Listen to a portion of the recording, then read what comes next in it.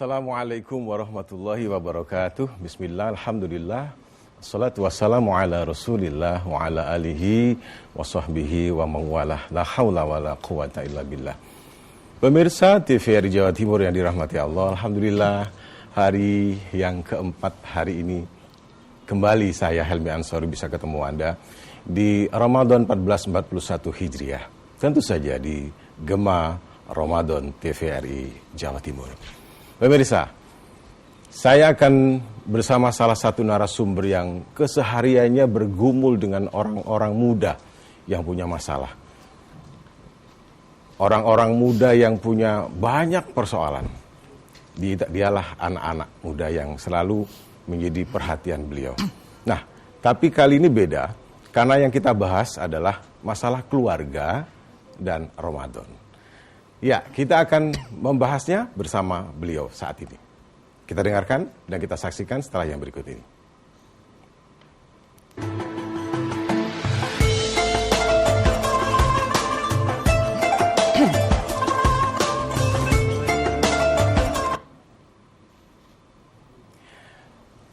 Pemirsa, alhamdulillah saya bersama narasumber saya hari ini. Beliau adalah Bapak Haji Heru Kusuma Hadi LCMPDI. Beliau adalah pembina komunitas Surabaya Hijriah. Assalamualaikum Ustaz. Waalaikumsalam warahmatullahi wabarakatuh. Kabarnya baik hari ini? Alhamdulillah, afiat. Afiat Insya ya? Allah. Lancar-lancar saja untuk puasa keempat ini? Alhamdulillah lancar. Semoga juga Pak Hilmi. Masih akrab dengan anak-anak ya? Insya Allah iya. Tapi kita bicara hari ini tentang puasa dan keluarga. Benar sekali. Ya. Kalau berbicara tentang puasa, maka Ramadan tempatnya. Kalau berbicara dengan keluarga, disitulah basic karakter untuk membentuk karakter. Sebenarnya kalau kita berbicara tentang keluarga itu, seperti apa sih keluarga ini? Baik, pemirsa TVRI Jawa Timur, keluarga itu kalau kita maknai secara bahasa Arab ya, kalau saya mengambil ada 3 kategori, 4 kategori. 4 kategori. Ada yang menggunakan keluarga itu dengan kata-kata ahlun. Itu keluarga yang inti. Ku anfusakum wa ahlikum naro. Ya, surat ke-66 ayat ke-6 itu. Ahlun itu adalah keluarga inti, suami, istri dan anak. Namun juga ada keluarga yang lebih besar lagi yang kita kenal dengan ali, keluarga yang durasi keturunannya itu panjang sekali. Dari awal generasi sampai akhir generasi. Itu kita sebut dengan Ali. Maka ada di dalam Al-Quran, surat yang ketiga itu kan, surat Ali Imran.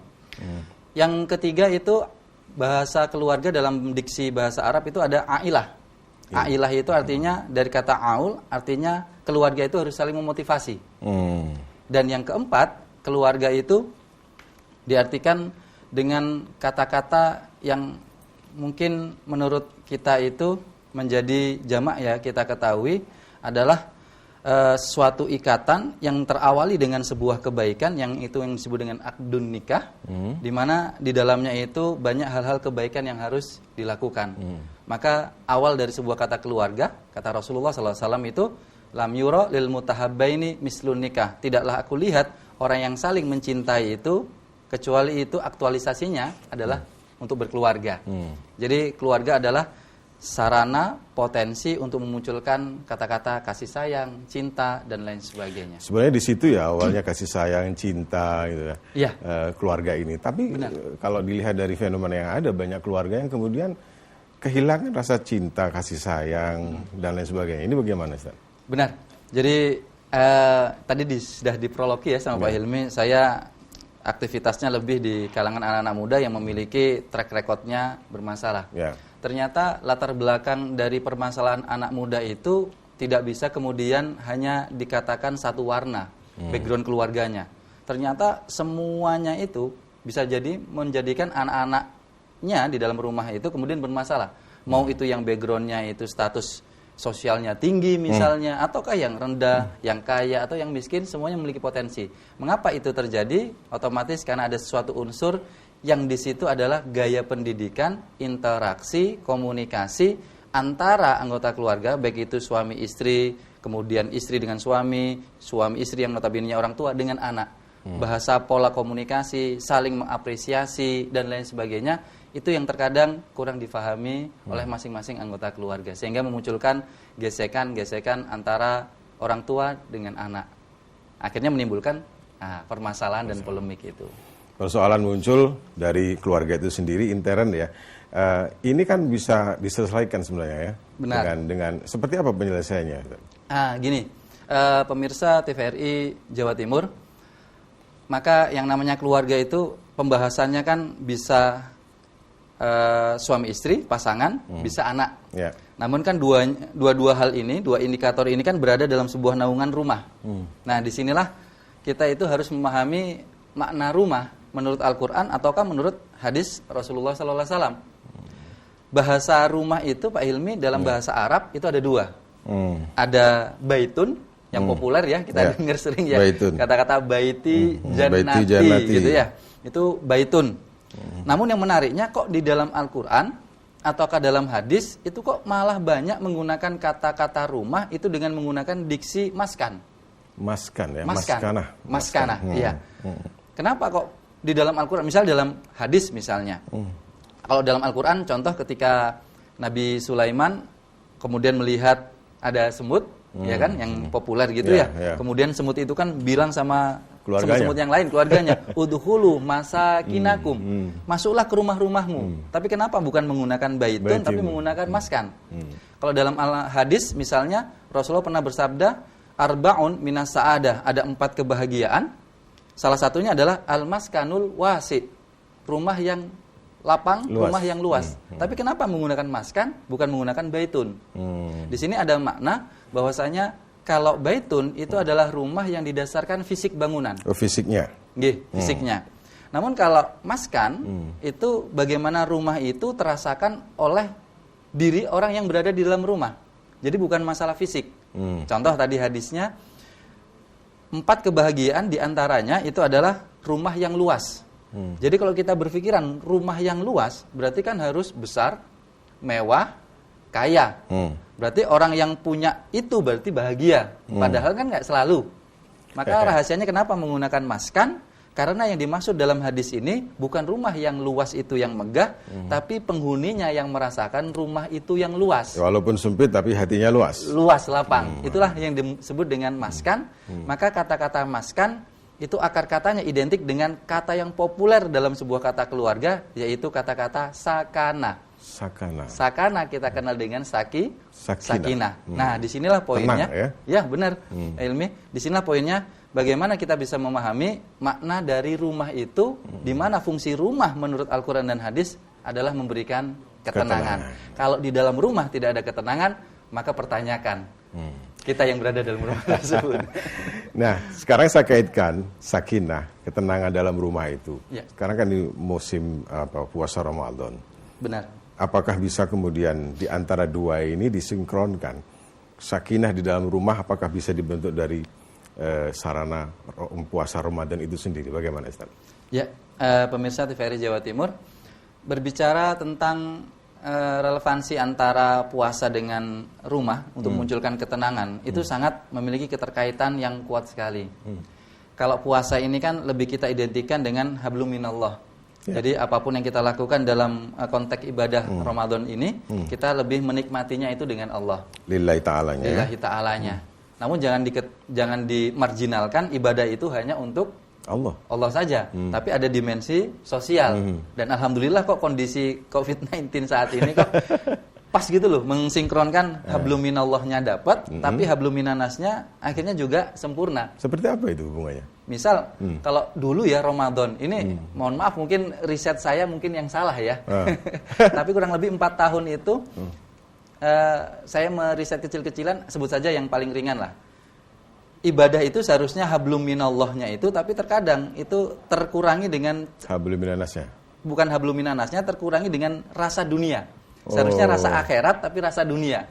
Contohnya waktu buka puasa misalnya. Kalau dulu ya kan ya tidak ada COVID-19 ini, akhirnya rame lah. Kalau buka puasa itu kan padahal itu wilayah waktu yang bagi saya itu sakral, karena doanya itu mustajabah. Tapi yang terjadi kan tidak. mereka yang buka puasa misalnya di hotel, misalnya suatu saat saya diundang gitu ya, kemudian untuk berikan tausiah bukber gitu ya, di kafe, di restoran misalnya, pas azan buka, itu yang seharusnya kita nikmati ibadah kepada Allah, itu ternyata kok rasanya rasa dunia. Yang lebih diprioritaskan itu bagaimana menu itu habis terlebih dahulu. Alhamdulillah saat ini kebanyakan kumpul bersama keluarga. Nah, disinilah kemudian hablum minallah dengan hablum minannasnya itu benar-benar ternikmati. Dulu banyak seremonial ya. Dulu banyak seremonial.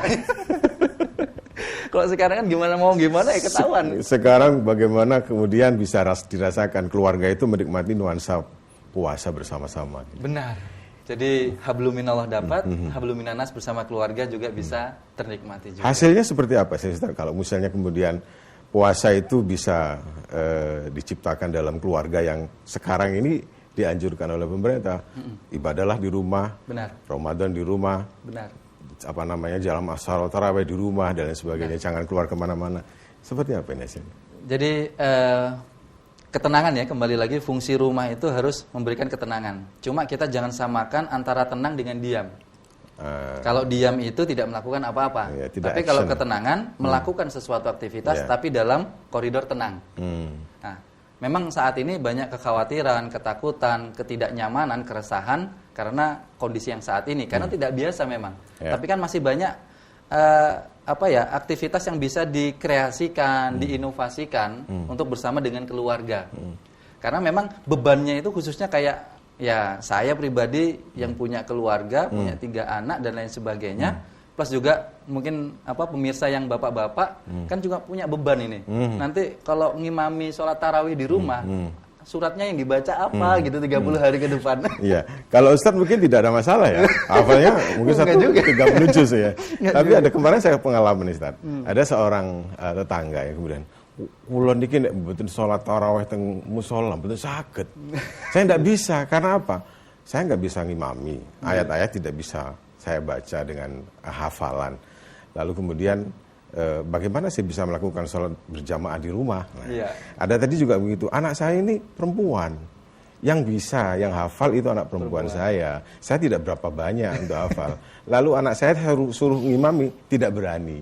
Bapaknya nggak boleh, nggak mau sholat katanya. Ini persoalan-persoalan. Seperti apa solusinya? Jadi itu kan akhirnya memunculkan ketidaknyamanan dan ketidaktenangan. Ya, tentunya Islam pasti yuridu bikumul usra wala yuridu bikumul yusra. Yuridu bikumul yusra wala yuridu bikumul usra.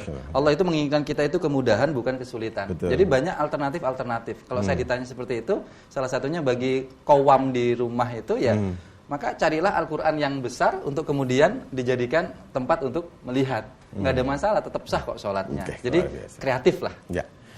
Baik Ustadz, kita tahan dulu ngomong-ngomong kita. Kita nanti juga memberikan kesempatan yang mau telepon, silakan. Sekarang kita istirahat sejenak, kita ikuti yang berikut ini.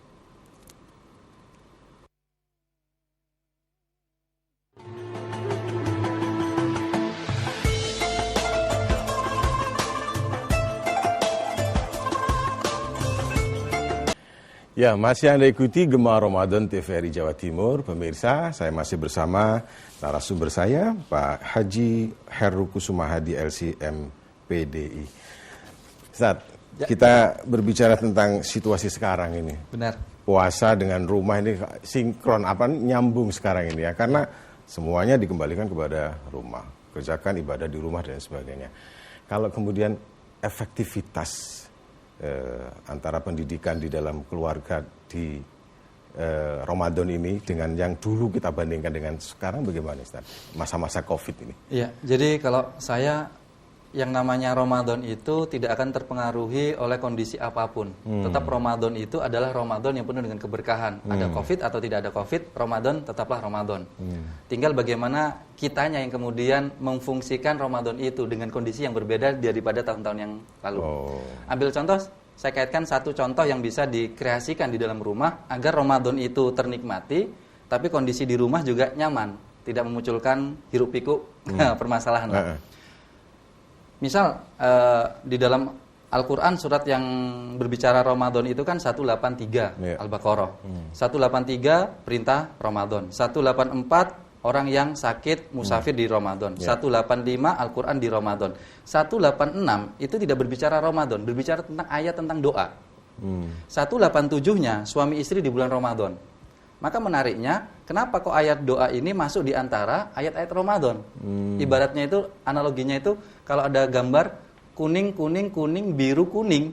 Kalau misalnya Pak Ilmi noleh pertama kali melihat yang warna apa dulu Pak Ilmi? Kuning ya, benar. Kuning, kuning, kuning, biru, kuning. Ada birunya. Ada biru. Kan berarti, loh kok aneh ada biru. Nah, maka disinilah kenapa ayat tentang doa itu di bulan Ramadan kok masuk sendiri. Maka ada yang aneh di situ. Nah, kemudian ini di-create dengan kreativitas anggota keluarga tentunya bikin acara-acara keluarga. Salah satunya anak-anak diminta bikin doa, di list gitu doanya. Nah, kemudian nanti pas buka puasa itu disakralkan. Jadi pas buka itu membaca doa. Baik. Ustaz, kita akan terima telepon dulu ya. Ada yang masuk. Assalamualaikum. Waalaikumsalam warahmatullahi wabarakatuh. Masya Allah. Dengan siapa Bapak? Di Pak Gatot di Sepanjang. Pak Gatot di Geluran Sepanjang. Apa yang dipertanyakan silahkan. Assalamualaikum Ustaz. Waalaikumsalam warahmatullahi wabarakatuh Bapak. Tadi disinggung tentang perluas tempat tinggal, memakai kalimat bukan baitun tapi Ali. Ya, yang saya tanyakan itu apa kira-kira di era sekarang ini untuk bisa menjadikan hati menjadi lapang seperti tempat tinggal yang luas, apalagi di momen puasa ini. Jadi demikian Ustaz, bisa dipahami ya. Karena situasi COVID ini bagaimana melampaukan situasi COVID berkaitan dengan Ramadan, ya banyak orang lupa tempat tinggal di jadanya menjadi sempit. Maka metode apa kira-kira yang untuk bisa membantu supaya jasa bisnis Jembar menjadi tempat tinggal sejuta Jembar, walaupun fisik itu dalam keadaan sempit, kos-kosan misalnya. Terima kasih. Terima kasih. Assalamualaikum warahmatullahi wabarakatuh. Wah, ini Ustaz, rumahnya kecil tapi seakan-akan bisa lapang. Kemudian situasi yang sempit semacam ini ya. Tapi bagaimana bisa lapang? Baik, pengalaman berinteraksi dengan anak-anak yang bermasalah itu baik dari backgroundnya orang kaya yang rumahnya luas, ternyata orang tuanya akhirnya mendapati anaknya bermasalah, sempit rumah itu. Ada juga yang anaknya itu dari background keluarga yang mohon maaf miskin, tapi anaknya baik, ternyata rumah yang sempit itu kemudian luas. Maka kalimat-kalimat di dalam Al-Quran tadi yang berbicara sakan dengan sakinah, maka kata-kata sakinah, ketenangan, itu kan sumbernya itu di dalam jiwa, dalam hati. Nah, maka bagaimana kita bisa mendapatkan ketenangan itu? Maka konsepnya ada dua sebenarnya di dalam Al-Quran dan hadis. Satu, kita pahami makna tumak ninah. Setelah tumak ninah baru sakinah. Dua-duanya ini memang artinya ketenangan. Cuma dalam diksi bahasa Arab itu berbeda. Kalau tumak ninah itu ketenangan yang didapatkan dari pemahaman. Jadi ketika sudah paham, kemudian tenang, itu namanya tumak ninah. Maka lebih sering dipakai dalam sholat. Kan tumak ninah itu.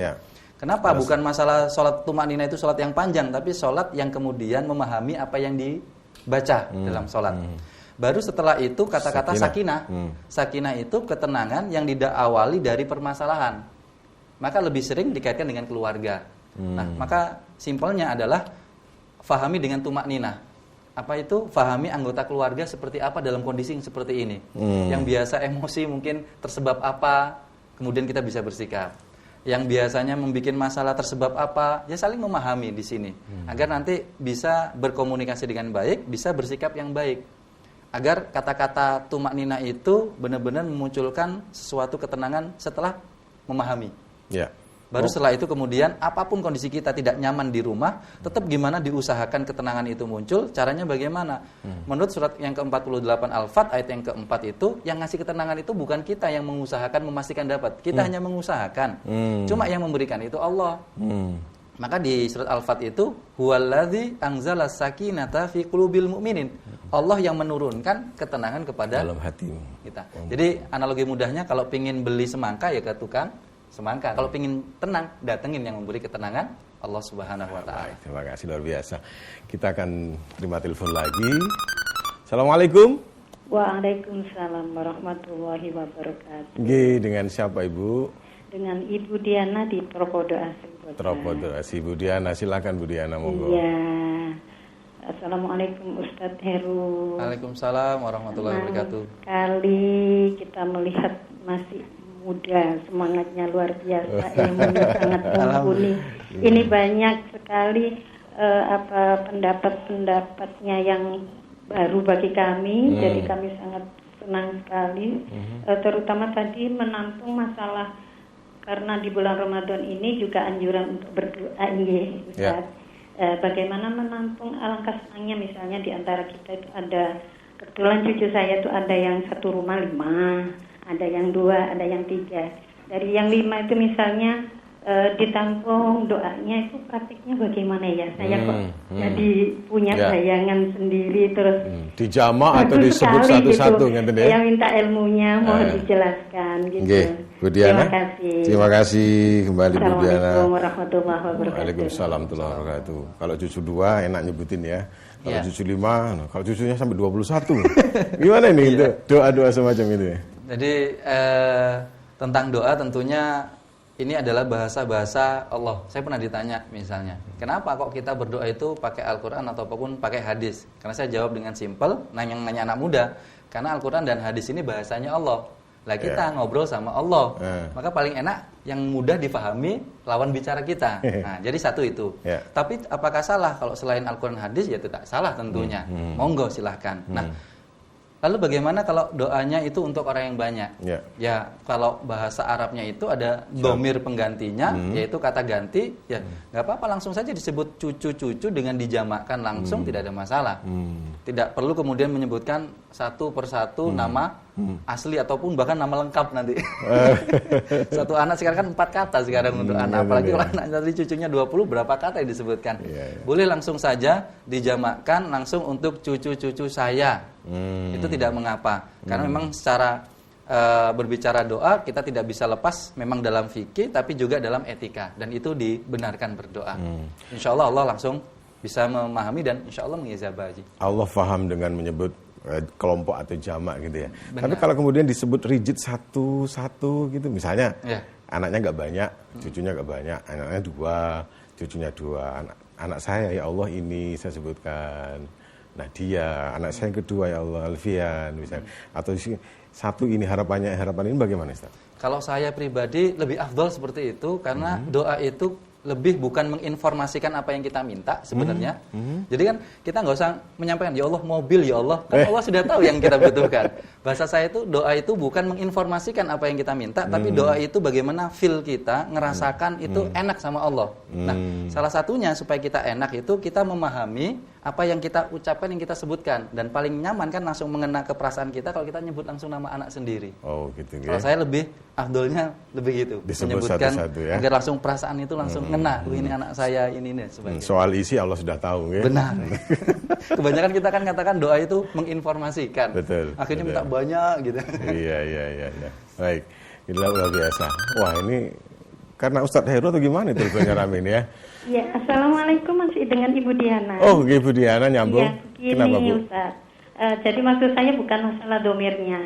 Dari 5 anak misalnya, kita tanyakan, kemudian mereka itu nanti doa ini, satunya doa ini, satunya doa ini. Mereka masih kecil-kecil gitu loh. Bayangan saya tadi dengan keterangan Ustadz Heru begitu. Jadi setelah itu kita akan melafadzkannya menjelang berbuka dengan sakral. Itu saya senang sekali. Bagaimana cara apa ya mempraktekannya dengan mereka yang sederhana gitu. Mereka masih kecil-kecil, alhamdulillah. Jadi ada yang 2,5 tahun sudah puasa maghrib tidak kita suruh. Oke. Terima kasih Bu Diana. Bagaimana ini Ustaz? Jadi teknisnya begini Bu Diana. Jadi kan kalau Rasulullah itu kalau yang pakai dhahabat doma'u wa batalatil urub, maka bahasa diksinya kan kita buka terlebih dahulu 3 tegukan air putih atau 1 buah kurma. Setelah itu selesai, maka kemudian dipimpin doanya dulu oleh ayah misalnya. Ayo kita berdoa bersama-sama. Dhahabat doma wa batalatil khuru wa sabatal ajr insyaallah Allahumma lakasumtu wa bika dan sebagainya. Nah, setelah kemudian berdoa, maka berikan kesempatan untuk satu keluarga di meja itu untuk berdoa masing-masing. Itu yang saya praktekkan di keluarga saya. Meskipun anak saya juga ada yang kecil, Bu Diana. Ya, namanya anak kecil ya terserah doanya apa, selama bukan doa yang buruk. Kan kadang-kadang minta mainan gitu. Kayak kemarin saya nanya, minta apa kemarin? Minta sepatu bola Predator katanya, saya sebut merek.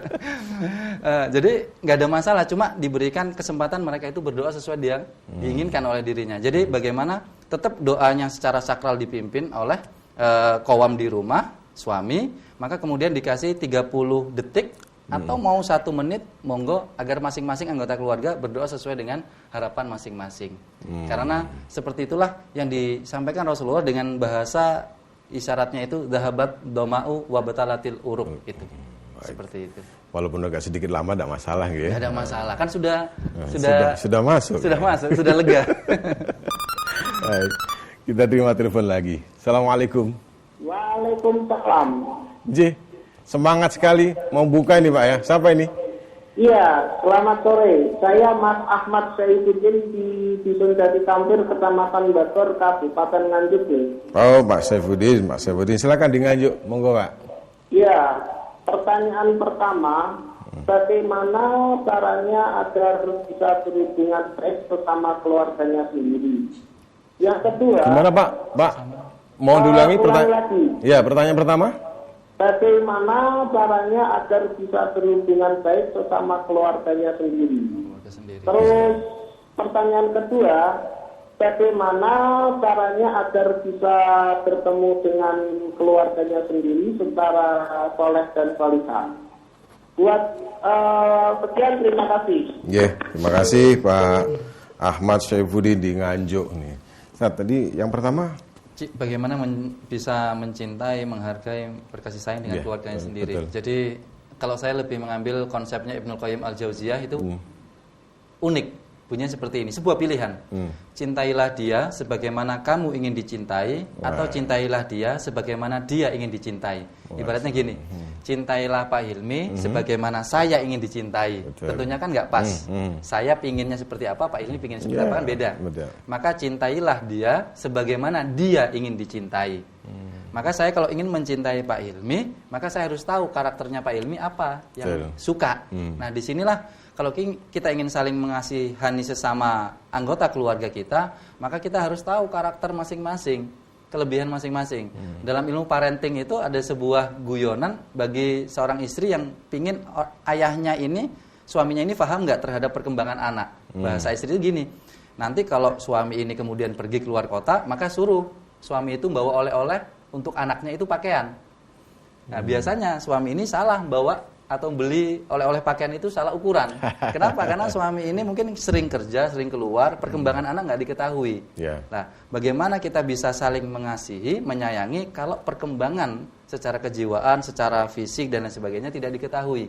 Maka singkatnya saja, bagaimana kita kemudian bisa mencintai sesama saudara kita, keluarga kita, internal kita, maka harus saling mengetahui terlebih dahulu. Agar tumak ninah tadi ya, memahami tadi ya? Memahami tadi itu dengan tumak ninah, benar sekali. Tadi kalau yang kedua, kita lebih secara pertemuan baik yang tidak bisa offline dan online ini, tapi tetap kualitasnya, kuantitasnya oke, ya tentunya saat ini kita diminta untuk memfungsikan segala sesuatu untuk kebaikan. Ya bisa lewat medsos, bisa lewat hal-hal yang sifatnya IT dan lain sebagainya. Harus udah waktunya berubah ya? Iya, karena memang konsepnya dalam fikih ini kan darul mafasid muqaddam ala jalbil masalih. Lebih baik kita menjauhi kemudorotan daripada mengambil manfaat. Betul. Kalau ada kebaikan di situ, ada kemudorotan di situ di waktu yang sama, ya kita lebih memprioritaskan menjauhi kemudorotan. Mungkin kalau bertemu nanti khawatir satu dan lain hal, tetap maka gunakan silaturahim tetap dapat, tapi juga terjaga dari segala suatu kemudorotan. Jadi artinya walaupun berjauhan dari apa namanya daerah seberang, tetap bisa berkualitas sebenarnya ya. Masih bisa. Tapi jangan lupa saling mendoakan. Saling mendoakan itu yang paling agar di sininya itu pas jiwanya itu. Rasanya kok apa ya, ada sesuatu yang kurang. Biasanya bertemu kemudian tatap muka, bahkan apa namanya sampai berpelukan, ini dari jauh ini ya. Iya. Memahami semacam itu gimana, Ustaz? Jadi kalau kita kata Ibnul Qayyim Al-Jauziyah lagi, in hadhil qulub tamalla kama tamallal abdan. Yang namanya hati ini suatu saat akan capek sebagaimana fisik badan itu juga akan capek. Caranya supaya tidak capek itu, maka fabtagu alaihal hikmah. Maka carilah hikmah dalam kondisi yang seperti itu. Memang kalau kita nggak bisa cipika-cipiki, nggak bisa kemudian berangkulan dan lain sebagainya, memang ada yang kurang. Tapi kan hikmahnya masih banyak yang bisa kita ambil. Dulu mungkin pas kumpul bareng keluarga besar, nanti gesekan dikit, nanti emosi. Nah, itu kan muncul sesuatu yang buruk, meskipun bertemu. Maka saat ini kita ambil, berarti ada mengurangi dari sisi emosi kita. Dulu ngomong sedikit saja, intonasi saja berbeda. Kita emosi. Yang satu dari daerah ini yang biasa memang seperti itu suaranya, kita kemudian emosi. Minimal ngerasani. Nah, itu kan dosa. Untungnya kita nggak ketemu, akhirnya pintu-pintu dosa itu sedikit demi sedikit juga terkurangi. Itu hikmah diantaranya. Masih bisa dicapai sebenarnya suasana kebersamaan walaupun berjauhan. Baik, kita akan lanjutkan lagi. Mungkin masih ada yang pingin telepon, silakan Anda bisa telepon di nomor 0315678216. Kami tunggu. Nah, sambil menunggu telepon saya ke Ustaz lagi nih. Siap. Kembali situasi kan sulit ini, Ustaz. Ya. Apalagi kemudian masalah-masalah yang berkaitan dengan keluarga, mempertahankan keluarga dengan kondisi ekonomi yang semacam ini, Ustaz. Gimana ini? Jadi tentunya tidak bisa kita lepaskan sisi-sisi ekonomi ini kan banyak faktor-faktornya tentunya ya. Sekarang berbicara di konsep rumah tangga itu sendiri, saya dalam kondisi yang seperti ini tetap mengajak, ayo lebih banyak memang ikhtiar, mau diikhtiarkan gimana, sudah ada aturan-aturan yang membatasi tentunya.